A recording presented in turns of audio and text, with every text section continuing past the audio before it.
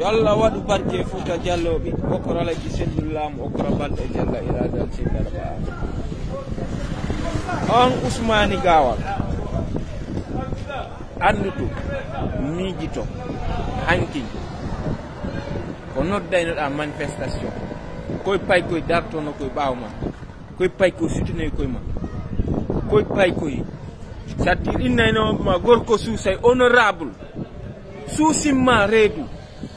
Parce que ça n'a ni soldat, c'est parce que tu as des troupes. Peu importe quoi, tu as 40 ça a la paille, tu n'es rien.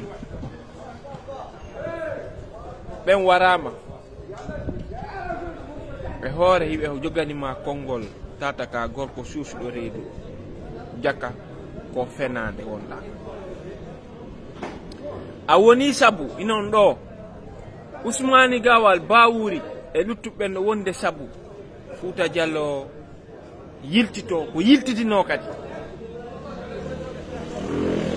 parce que ɗo on nani mandat on ko setta woni arde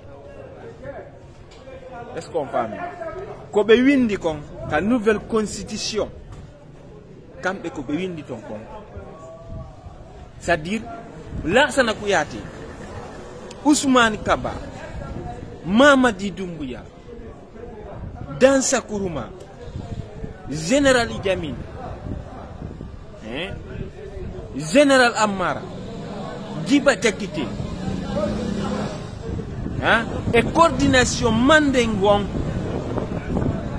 Bejodi, Bewindiko, Bewindiko, la nouvelle constitution, Bejodi de Hat. Wonandema, pour le foot là, mon taco est pour le foot là, on rêve de barre et là, il y a là, moi, de la Guinée. Hannon, mais de you d'or, donc quel land de Ousmane Gawal, and de combat Ousmane Gawal, on va go président de l'IFDG. Au moment que nous cherchons d'être président de la République, lui, il cherche d'être président d'un parti politique. Si vraiment Ousmane Gawal, c'est un homme de politique, qui a l'ambition d'être président de la République, il est libre de créer un parti politique à sa propre personne et chercher ses propres militants. Que soi-disant qu'il est politicien influent, il connaît que la politique mieux que certains de ses leaders de ce pays. Il connaît que la politique à certains de ses leaders et certains de ses collaborateurs. Il se crée sa propre parti politique, qu'il dépose sa candidature et les autres aussi déposent. S'il y aura des alliances, s'il y a eu des élections, c'est lui qui va choisir à qui qu'il va soutenir. Mais aujourd'hui,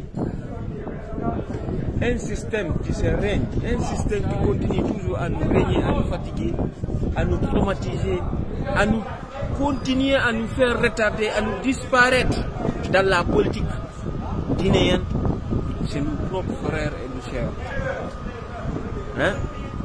Hande, on a utilisé Barry Diawadou contre Diallo Telli. Diallo Telli, c'est fini. Barry Diawadou, c'est fini. On a utilisé Siraj Diallo contre Baouri, contre Bamamadou. Ça aussi, c'est fini. Ils ont venu encore, ils ont utilisé Baouri contre Cellou Dalein. Il y a eu des propagandes, mais ça n'a pas pu marcher.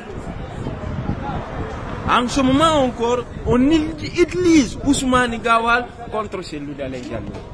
Parce que le seul problème de la République de Guinée, le seul problème d'un système qui se règne depuis en 1958, c'est Cellou Dalein.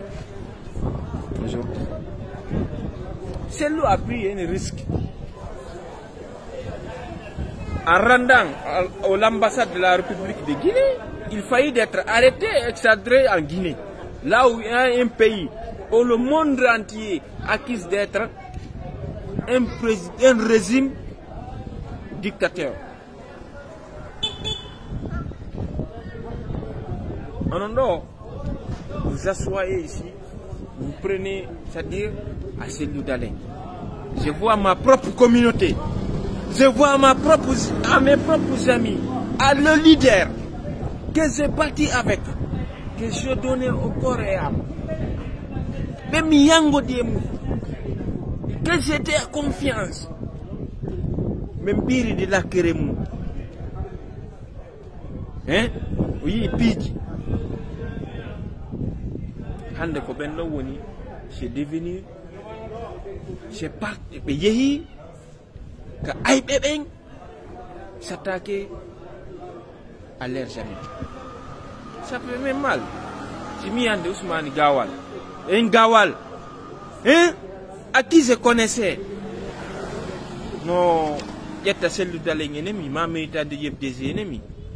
Si mi certains de ces combattants au niveau de l'axe, il y a celle de l'ennemi, c'est-à-dire, non, celle de l'ennemi, communauté, mon.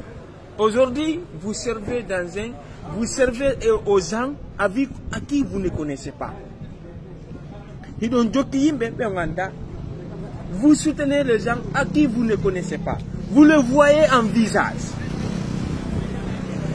Mais vous ne les connaissez pas ici.